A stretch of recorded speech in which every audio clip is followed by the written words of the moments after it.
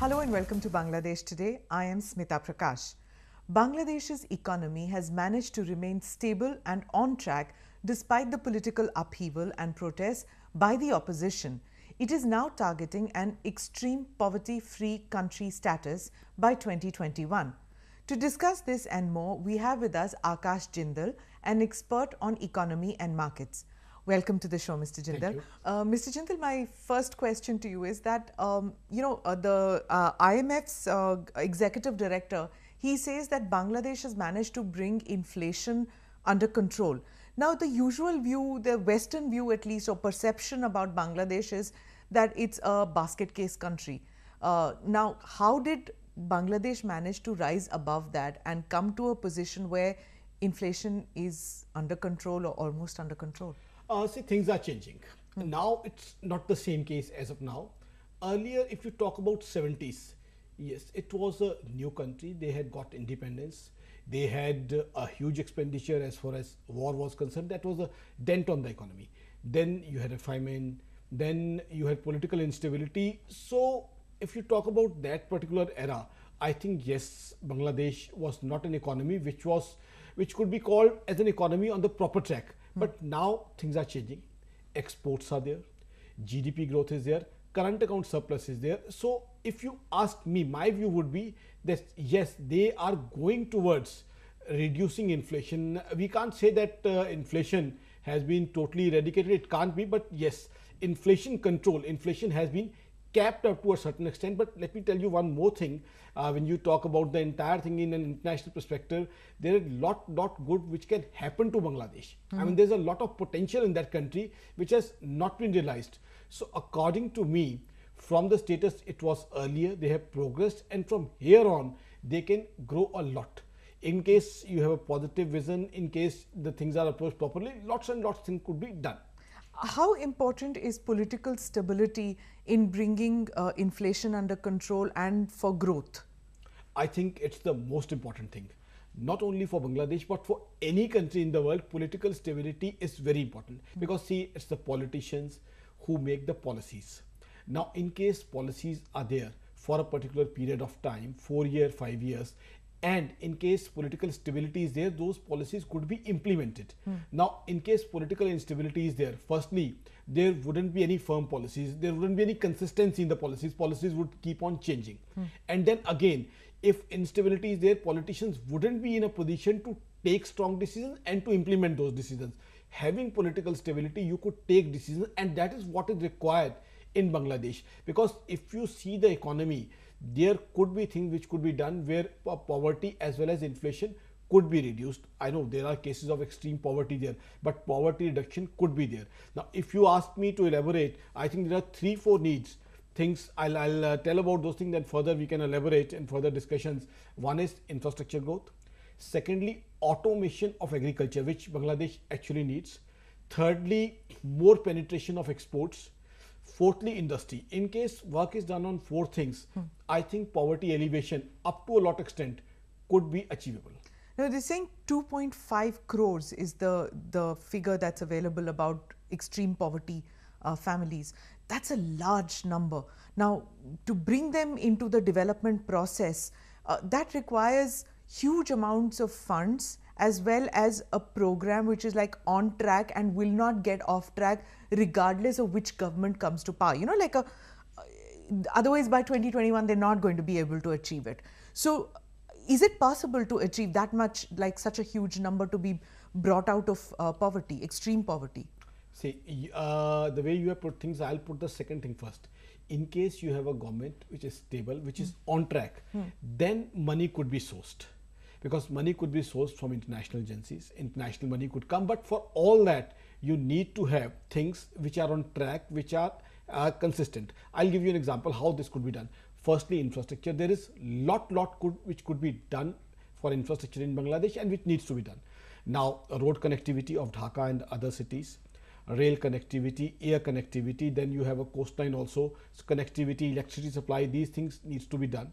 Political will is required, implementation has to be done, again funds are required. But if this is done, firstly, if this is done, inflation would be reduced, because the moment things get supplied from one place to another place quickly, without any damage, without any destruction, and when there is connectivity, inflation automatically gets reduced. If inflation gets reduced, GDP gets increased, because the moment there's more connectivity, the moment there are more exports, people would have more employment, more livelihood. It means more money in people's pockets, earning power increases, and their expenditures, they decrease. So it's simple. If your earning power is increasing, expenditure has decreased, it means you have money to buy food, shelter and clothing for yourself. So it means you can come out of poverty. Extreme poverty. Then again, what happens is, it's a cyclical thing. Now what happens is, as of now, exports. Can I just interrupt you for a moment?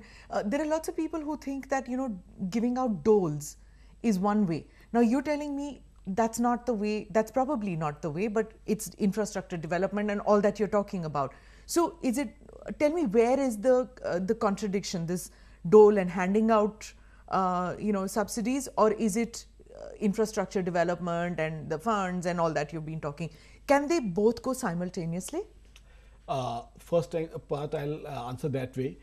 If you talk me about the classic economic thing about giving out doles or increasing the economy in a different manner, I'll use a simple English proverb. There's an English proverb that in case a boy wants to have fish daily, there's one thing, so you have answered. Either you give him a fish or you teach him to fish. So I think doles could be something which would be as a stopgap thing. In case there's any problem, any urgency somewhere in any part of the world, doles could be given. But the reason is because Bangladesh for a long time depended on doles, simply because of the famines and the extreme poverty out there. That's why I'm saying they've moved away from that, and that's what you were explaining. Go ahead. Yeah. So now I think doles could be up to a certain extent, but the base, if you tell me that how could poverty be elevated, the formula, the mantra for that wouldn't be giving out doles. Because who is giving out doles? The government is giving you money. Whose money is with the government? It's your own money. You mobilize your money, give to the government. Government is giving back to you. So ultimately, there is no increment. There is no increment in the economy. Your money is coming back to you in the way of dollars. Whatever you paid as taxes is coming back to you. But also, when we talk about infrastructure development in Bangladesh, media reports and experts say that corruption is endemic in the country, and that's the reason why whenever you talk about infrastructure development, when you're talking about roads, bridges, it just doesn't get done in the pace that it should because of corruption. How is the government supposed to handle this? I mean, this is her second term in office, Sheikh Hasina's second term in office.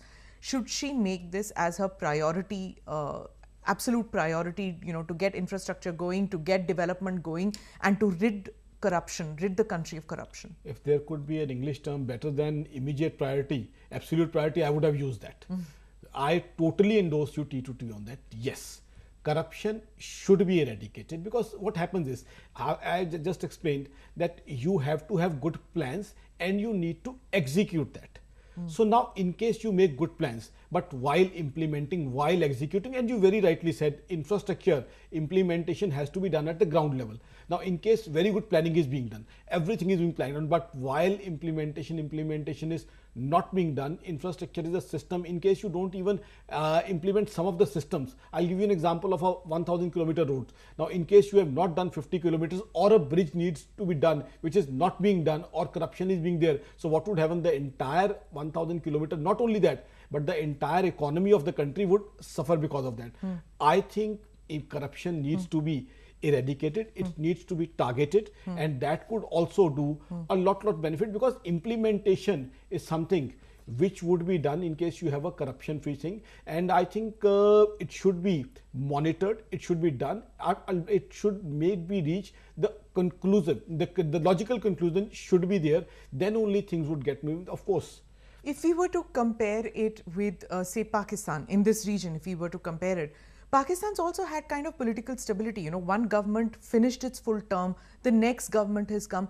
But why is it that they are not able to get grips on their economy, whereas Bangladesh, which was a basket case economy as it was termed, is now being talked about as a middle income country? How did that happen? Why is there a problem between the two countries? If you talk about Pakistan, so let's analyze Pakistan's economy. Pakistan, I would say, they have not paid the due focus which should have been on the economy. See, they have different regimes. Now, there was a regime which came and they nationalized almost everything. After that, after a huge gap, there was a regime, there's a power which came. Then they said everything needs to be privatized. Now, you from a private sector, you nationalize everything. All of a sudden, you privatize everything. That is not the way economies can function. I'll give you an example of our country, India. I mean, with due regards to other countries also, we also had a lot of nationalization. We had privatization also. Yeah, but mixed economy for a long, long time. We have been a mixed economy. So in a mixed economy also, we tried liberalization. We did liberalize and we got the benefits also. Because our culture, our economy, our people were used to both sorts of economy, PSU as well as private sector. So when we tried privatization, we were sort of used to it. We could understand it. We could absorb it. We already had our Indian entrepreneur, we had multinationals, so we were sort of in a position. If all of a sudden you change the economy, those things generally are not workable. So that's what went wrong with Pakistan. Yeah. So I think that is something which. How should Bangladesh go about it? Should they also just mirror the way India did it, or should they liberalize at a faster pace because they really don't have the time with such a huge population in extreme poverty conditions? Should they go for liberalization immediately, go the South Korea way? How should they go about it? They should liberalize, firstly, I would say. But liberalizing in which way? See, I think as of now, they need foreign funds. That is required, because when we are talking about infrastructure is an area where lots and lots of funds are required, which have to be foreign funds. As of now, the country is not in that position. So definitely they need foreign funds. But again, I think stepwise and stage-wise, they should liberalize the economy. As far as their own entrepreneurs are concerned, as well as foreigners are concerned, they should have cap for foreigners. I wouldn't suggest them to give 100% equity to foreigners in all areas. Some areas they should see, according to case wise, they say. What about government exports? I mean, that's a major chunk of their exports and a major chunk of, where their focus is. What about that? Should they give complete control, hand it over to foreign capital, foreign investors? I'll give you a typical Vyapari answer.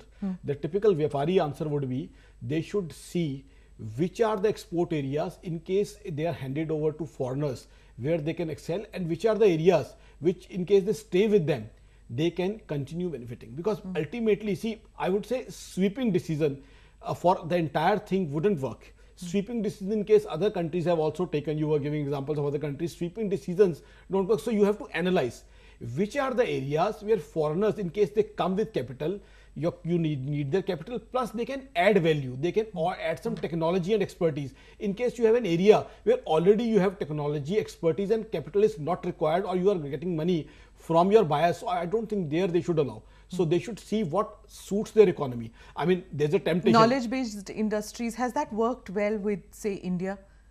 Knowledge-based industry, they have worked a lot well with us. BPO. See, if you talk to people in US and Europe, I mean, our BPOs, see, they worked well in India, so there's no reason why it shouldn't work in Bangladesh also, right? It should, and it should. Why so? Because they have talented human manpower, and in case those people are educated properly, so, and the manpower is not there, is not that costly. We are already talking about poverty. Yes. So in case they are trained, educated properly, they could get into all these things. BPO and all those things could be done very well. And they could, improve that way. They could export to US, Europe. See, now US for sure is improving. There's clearly growth in US. Europe is also, up to a certain extent, I would say, on a recovery path. Japan is recovering. So I think knowledge-based export, like BPO exports, could be increased. So US, Europe, there are many customers which could be there, and Bangladesh has got talented human manpower. They just need to be guided, educated in a proper way. That's what is required. Thank you very much for speaking with us. Thank you for watching this edition of Bangladesh Today. We shall be back next week.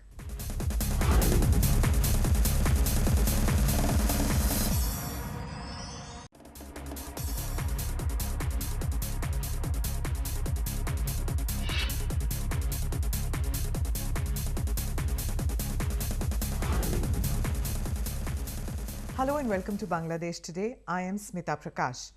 Bangladesh's economy has managed to remain stable and on track despite. Then you had political instability. So if you talk about that particular era, I think yes, Bangladesh was not an economy which could be called as an economy on the proper track. But now things are changing.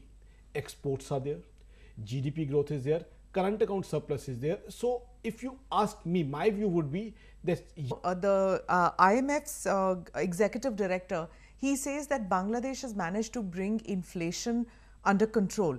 Now, the usual view, the Western view at least, or perception about Bangladesh is that it's a basket case country. Now, how did Bangladesh manage to rise above that and come to a position where inflation is under control or almost under control? see, things are changing. Now it's not the same case as of now. Earlier, if you talk about 70s, yes, it was a new country. They had got independence. They had a huge expenditure as far as war was concerned. That was a dent on the economy. Then you had a famine. Despite the political upheaval and protests by the opposition, it is now targeting an extreme poverty-free country status by 2021. To discuss this and more, we have with us Akash Jindal, an expert on economy and markets. Welcome to the show, Mr. Jindal. Thank you. Mr. Jindal, my first question to you is that,